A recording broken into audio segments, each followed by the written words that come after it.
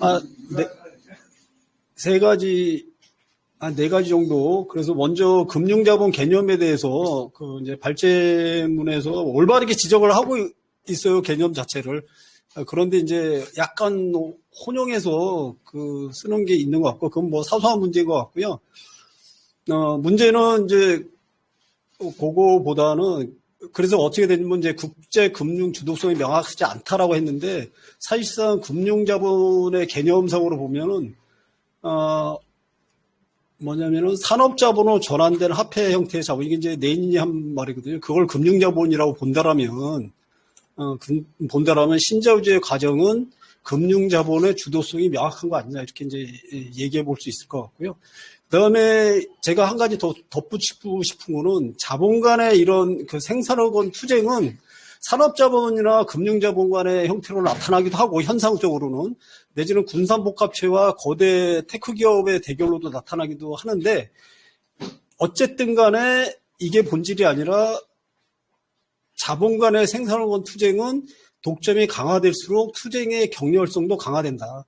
요 말씀을 드리는 이유는 뭐냐면 이후에 나올 그 계급의 일체화 문제와 대립되는 거기 때문에 계급의 일체화라는 거는 사실상 약간 계급의 형성의 중심 문제로 볼 수 없다는 문제. 그거 이따 다시 얘기할게요. 그 다음에 이제 국제적 차원의 자본 축적 운동의 본격화라고 이제 얘기를 하셨는데, 요걸, 잠깐 보면은 그 정기 후기, 여기 이제 국독자죠. 국독자 정기 후기를 가르는 가장 중요한 게 국제적 차원의 자본 운동이 본격화인 점이라고 하셨거든요. 근데 이게 과연 80년대 이후에 국독자, 후기 국독자와 정기 국독자를 나누는 기준이 될 수 있느냐 하는 의문이 들어요. 왜냐면은 이미 제국주의론에서 레닌이 금융자본을 분석하면서 국제 카르텔을 형성을 얘기를 했고 국제적 차원에서의 자본 축적을 전기와 석유 산업의 예를 통해서 보여줬거든요. 그리고 그거를 국제 독점 자본이라고 이미 제국주의론에서 명명을 했는데 과연 이게 지금 이제 한참 지난 다음에 이게 또 기준이 될 수 있느냐 하는 의문이 들고요. 그렇다면은 제 1차 세계화 과정, 그러니까 독점 자본이 형성되고 2차 대전 이전까지 1차 세계화 과정과 지금 그러니까 1980년대 이후에 2차 세계화 과정의 차이가 뭔지 이거가 애매해진다는 거죠. 그 1차 세계화 과정에서는 사실상 국독자라는 개념이 이미 성립되기 이전에 세계화 형성됐는데 그거에 문제가 있고요. 그 다음에 이제 발제문에 또 제기한 거는 이런 것이 그 과잉 생산과 과잉 자본이 존재했고 그게 미국을 통해 집약적으로 표현됐다고 언급돼 있거든요. 이거는 뭐냐면 이거는 이제 레닌 시대에는 맞는 말인 것 같아요. 그러니까 레닌 시대에는 지구화 과정이 과잉 생산이 되고 자본 과잉이 되고 이거를 국내적으로 해결할 수 없으니까 자본 수출을 통해서 그 제국주의 단계로 넘어가면서 자본 수출이 식민지 약탈의 수단으로 됐다는 거는 맞는데 근데 현대는 과연 이게 맞느냐는 거거든요. 제 문제의식은. 그러니까 뭐냐면 과연 미국이 과잉 생산국인가 하는 문제예요. 미국이 과연 자본 수출국인가 하는 문제거든요. 사실상 미국은 과소 생산이에요. 자기가 소비조차도 생산하지 못하는 과소 생산국이고, 그리고 자본 수입국이에요. 그러니까 약 26조 정도의 마이너스를 기록하고 있어요. 국제 투자 포지션에서. 따라서 순수 자본 수입국이다라고 한다면 위에 분석했던 내용하고는 맞지 않는다. 그래서 그 이외에 이제 그 발제문을 제기했던 이런 이제 그 과잉 생산과 과잉 자본에 의한 문제는 레닌 시대에는 올바른 분석일 수 있었지만 지금 현대에는 맞지 않다. 이렇게 이제 생각이 들고요.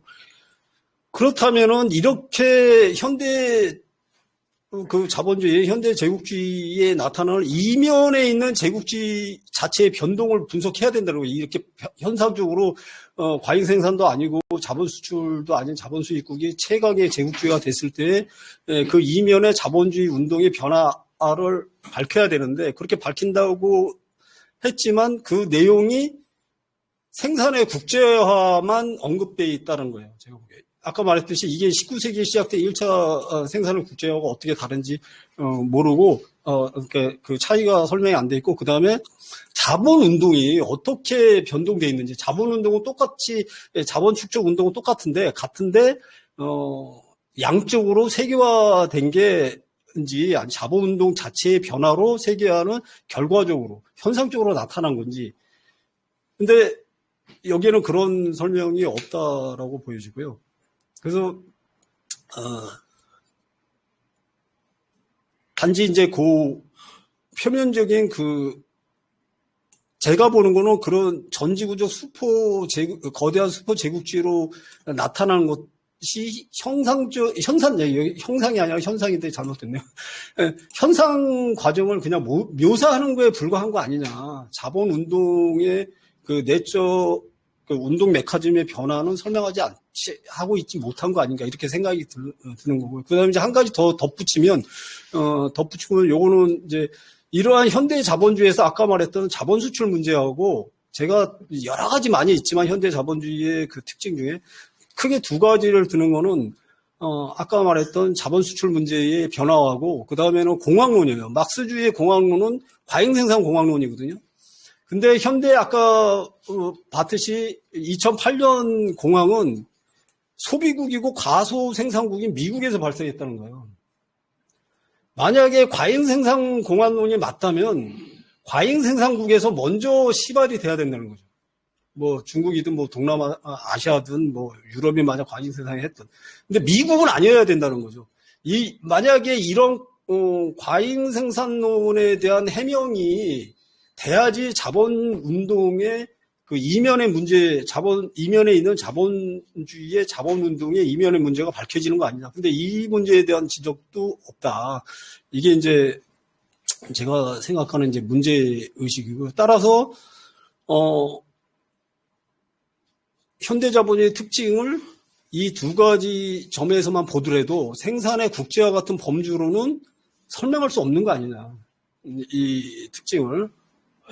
그리고 그 다음에 이제 특정한 규범과 국제 질서 기제가 현대 제국주의의 그 특징으로 이렇게 이제 설명을 하시는데 이것도 약간 전도된 거 아닌가 싶어요. 그러니까 예를 들면 현대 자본주의 변화는 자본 축적 법칙과 운동 법칙이 변화되고 이 자본 축적 법칙과 운동 법칙이 변화된 게 규칙과 규범으로 나타나는 거죠. 따라서 규칙과 규범이라는 것은 원인과 힘이 아니고 자본 축적의 법칙과 운동 법칙이 규칙과 법칙을 규정하는 원인과 힘, 토대가 된다는데 이 변화된 부분에 대한 설명이 있어야 된다.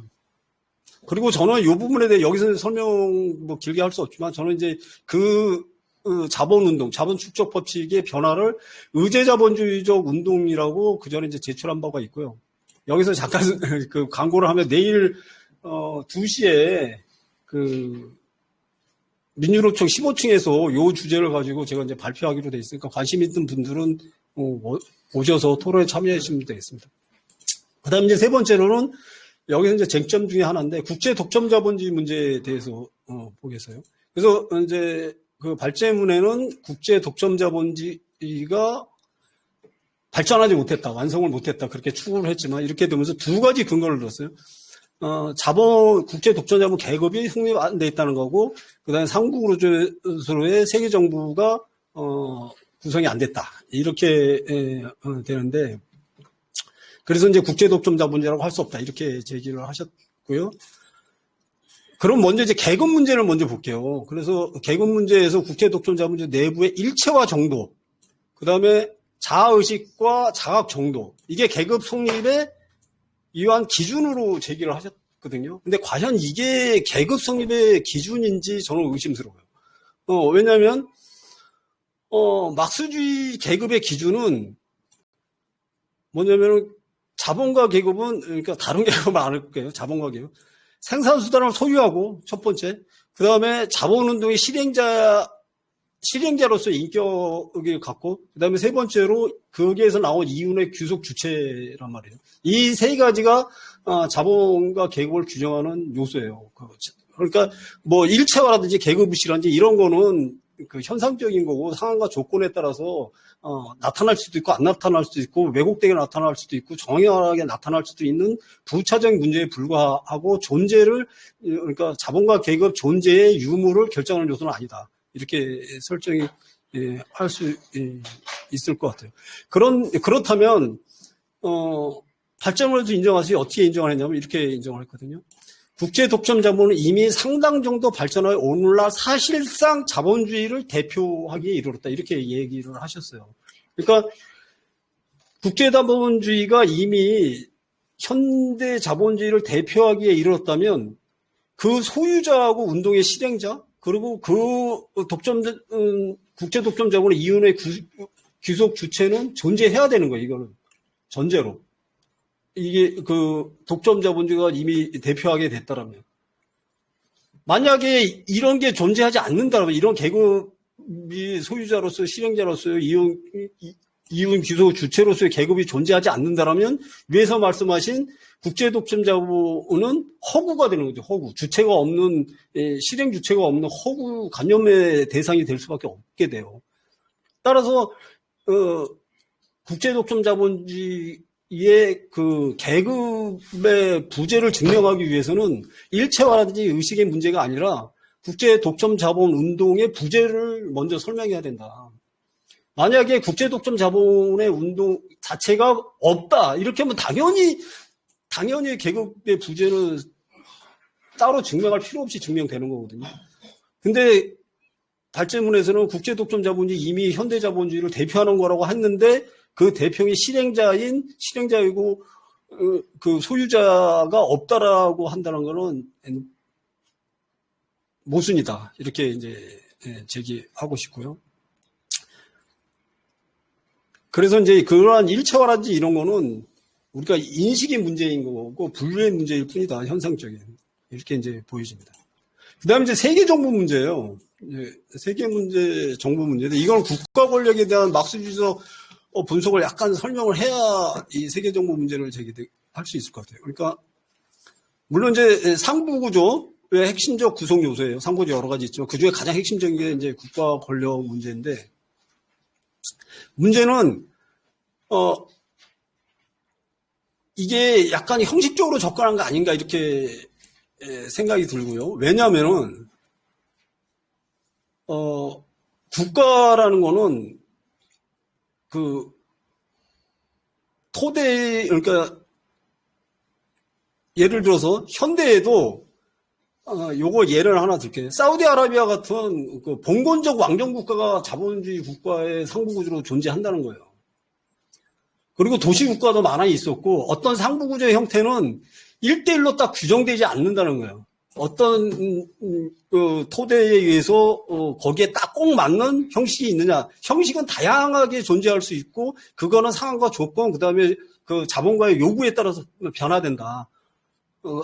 따라서 현재 그러니까 세계 정부도 마찬가지라는 거거든요. 세계가 있어야 되냐 없어야 되냐가 국제 독점 자본의 규정 요소가 아니라 과연 현재 국제 독점 자본의 운동의 필요성을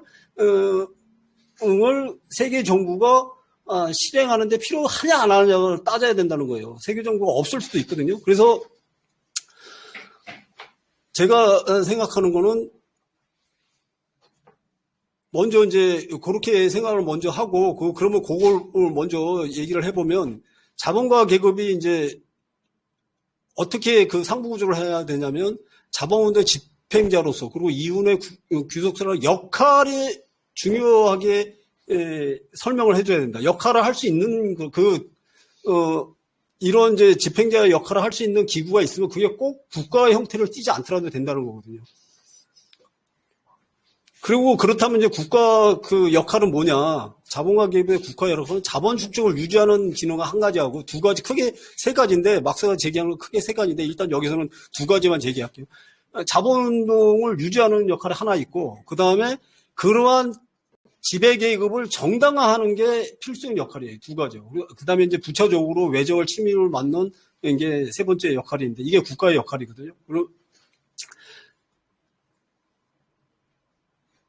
그래서 이제 국가가 이런 이제 그 자본 축적을 위한 제도적 기반과 생산 조건을 하는 거, 그 다음에 이제 통화 정책을 통해서 그 자본가의 축적을 옹호하는 거, 이렇게 되는 거고, 그 다음에 두 번째 기능은 국가가, 요게 이제 저는 중요하다고 보는데, 뭐냐면 자본 축적을 부르조화하는 거를 정당화시키는 거예요. 이게 국가 기능 중에 되게 중요한 기능이거든요. 그러니까 선거를 통해서 정당성을 확보한다든지 부르주아 지배 계급을, 그 다음에 복지 제도 등을 통해서 계급 갈등을 완화한다든지, 그래서 혁명을 예방한다든지, 이게 다 그 정당성을 확보하는 국가의 역할이라고 보는 거거든요. 그리고 거기다 이데올을 재생산한다든지 등등등.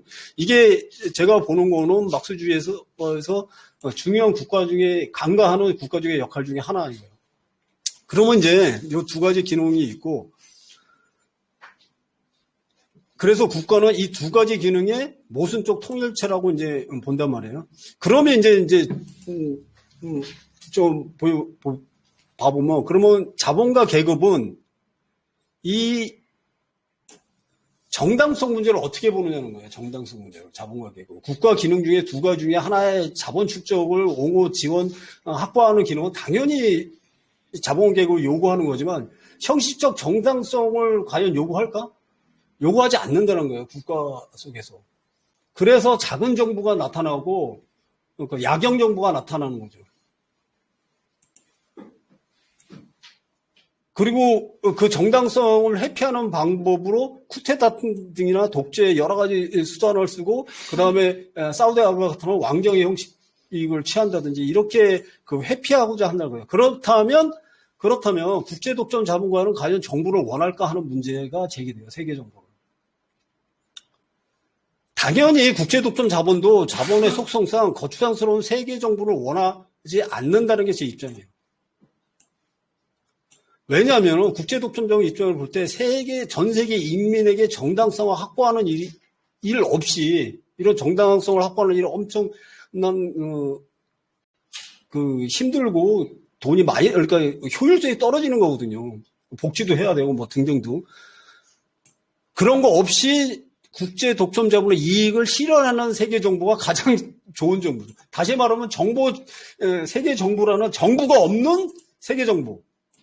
그러니까 상부구조. 이게 가장 좋은 국제 독점 자본의 입장에서의 세계 정부인 거고, 이거는 이미 충분하게 확보됐다. 이미 90년대를 거치면서.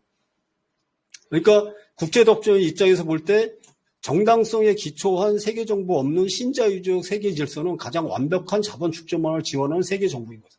이거는 이미 완성이 됐고 최고도로 됐다는 거예요. 제가 보는 거는. 그걸 어떻게 되느냐. 그래서 이런 지배 정당성 확보하지 않으면서도 초국가적 통치 메커니즘을 형성하는 거. 그거는 이제 요 밑에 여러 가지 비합법적, 그 다음에 비형식적, 비정당성을 통해서 확보된다는 거예요. 요게 이제 돼 있다는 거고, 그건 이제 바젤, 한 가지 예만 들게요. 바젤 협약이 전 세계 중앙은행의 규칙을 적용하는데, 바젤 협약에는 아무런 정당성 근거가 없어요. 바젤은 그냥 협의체예요, 중앙은행들. 어떤 근거도 가지고 있지 않아요. 하지만 여기서 결정되는 규칙은 전 세계 그러니까 중앙은행의 규칙으로서 관철되고 있다는 거예요. 이런 식으로 정당성 없이 전 세계를 관리하는 거예요. 이게 국제 독점 자본주의가 원하는 상부구조라는 거죠. 그다음 이제 그게 이제 제가 얘기했던 거. 그다음에 국제 독점 자본 주요 모순에 대해서, 모순을 아까 이제 얘기를 하실 때 아직도 현대 제국주의와 그 식민지 거기는 이제 제3세계 내지는 개도국의 이제 모순이라고 하시는데, 그게 또 중요한 거라고 보여지지만, 저는 그 4대 현대 제국주의 모순에, 그 4대 모순은 설명 안 드릴게요. 4대 모순에 한 가지 모순이 더 추가된다. 그거는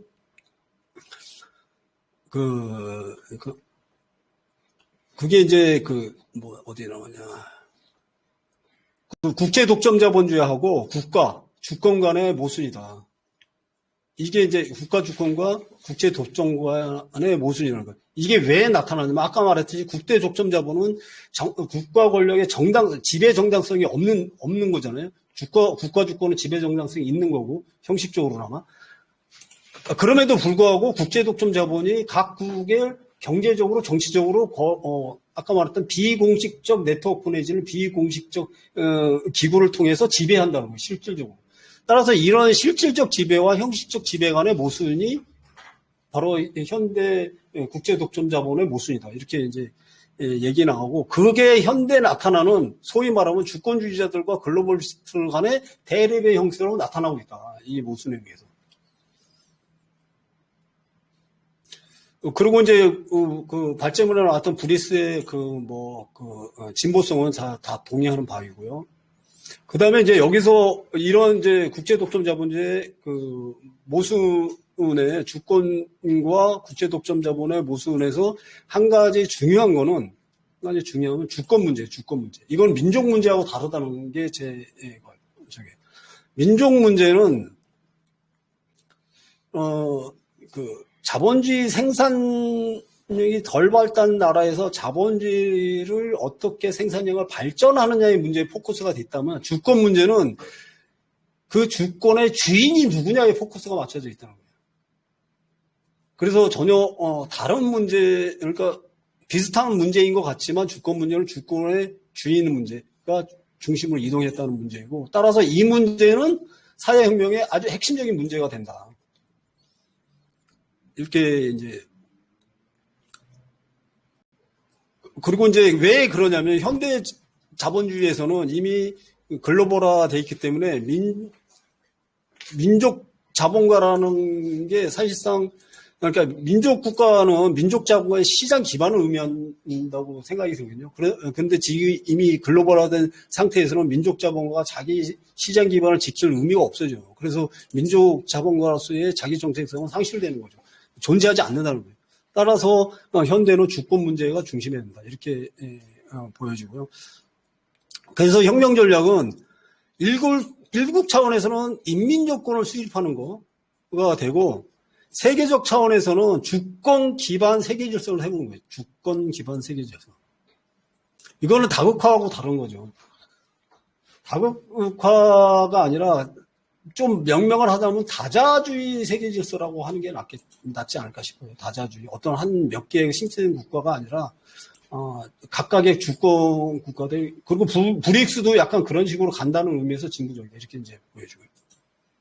그리고 주권의 가장 중요한 거는 그러면 자주적 국방력하고 군사력하고 합해 주권을 발행하는 거예요. 이거는 이제 경제적인 부분이고, 이건 군사적인 부분인데, 이게 주권 문제의 가장 중요한 거고, 주권은 그럼 이 군사력과 합해 주권은 누구의 거냐? 인민의 거라는 게 지적이 되고, 그래서 현재 논의되고 있는 그 브릭스에서 보면은 이제 러시아나 중국 외에는 사실상 이 두 가지는 서방 제국주의 연합 세력이 다 장악하고 있는 거 아니냐, 이렇게 생각이 들고, 따라서 이 두 가지 문제, 자주적 국방력 합회와 주권 합회의 를 확보하는 거, 이게 이제 핵심이 되고, 따라서 새로운 그 국제 통화 질서, 이제 군사력은 여기서 이제 논외로 하고요. 또 저기 되니까. 그러면 자주적 이제 주권화폐 발행권은 어떻게 돼야 되냐? 그 방향만 살짝 설명할게요. 국제 통화 이제 새로운 질서를 하는 건데, 이거는 주권화폐가 세계 기축 통화가 되면 안 된다는 게 원칙으로 세워야 돼요. 예를 들어서 지금 달러화폐는 주권화폐잖아요. 근데 이 주권화폐가 세계화폐 기축통화 역할을 한다. 여기로 나타나는 모순이 그 주권과 국제 독점 자본권의 모순이라고요. 이렇게 하면 안 된다. 따라서 철저하게 주권화폐와 국제화폐는 분리시켜야 된다. 이게 이제 그 한 방향으로 제어되고, 그렇지 않을 경우에는, 그렇지 않고 만약 위안화가 국제화돼서 새로운 국제 통화로 된다라면 새롭게 이 모순은 다시 나올 수밖에 없다. 이렇게 생각을 해서 국제 통화는, 그러니까 국내 통화는 이제 주권 통화니까 신용화폐, 국가화폐를 해도 되지만, 국제화폐는 금이나 실물자산으로 하는 상품화폐가 돼야 된다. 이게 이제 그 방향이 되는 거죠. 그리고 여기서 이제 언급을 안 했는데 간단히 언급하면 지금 현재가 과연 1급 지배 체제냐 하는 문제의식도 있어요. 저는 아까 이제 그 지점을 제기해서 그런데 사실상 1급 지배 체제는 2차 대전 이후에 60년대, 그러니까 50년대까지 미국의 1급 지배 아니냐. 그러니까 자본주의 내 사유주의권을 빼고. 왜냐하면 이때 미국의 경제 규모, 국방력의 사원이 자본주의 세계에서는 압도적이었어요. 그러니까 금의 75%를 장악하고 있고 자본주의 생산력의 45%를 미국이 생산하고 있었으니까 거의 압도적이죠. 지금은 24%뿐이 안 되거든요. 따라서 지금이 1급 지배 체제가 아니라 그 당시 1급 지배 체제였다. 그렇다면 90년대 이후에 나타나는 일방주의는 뭐냐? 일방주의는. 그러니까 이제 60년대 이후에 독일과 일본이 성장하면서 연합체제가 강화돼요. 그 전에 이제 연합체제가 엉성하게 있었는데 사실상은 미국의 1급 지배 체제지만 연합 형태를 취했고, 나중에 이제 독일과 일본이 성장하면서 실질적인 연합체제로 변화되고, 했는데 90년대 이후에 미국이 일방주의로 하는 거는 이 연합체제의 균열이다. 이게 일방체제, 그러니까 1급 지배체제의 확대 강화가 아니라 유럽과 일본의 성장에 따른 연합체제의 균열을 강압적으로 자기 이권을 투사한 것이지 그게 1급 지배가 아니라 다시 말하면 미국의 약화를 표현하는 거다. 이렇게 이제 얘기할 수 있고 따라서 현재는 이 1급 그러니까 연합체제의 균열이 강화되고 이제 이 강화가 노후 전쟁으로까지 확대되고 그러니까 중간에 일본을 제압했죠. 그다음에 이제 지금은 유럽을 제압하기 위해서 노후 전쟁이 일으켰다. 이렇게 이제 보여주고 따라서 이제 현재는 국제 독점 자본 체제가 붕괴에 들어가서 세계적 균열, 그러니까 전쟁으로까지 극단적인 상황으로 가는 거라고 얘기할 수 있겠습니다. 예, 이상입니다. 네.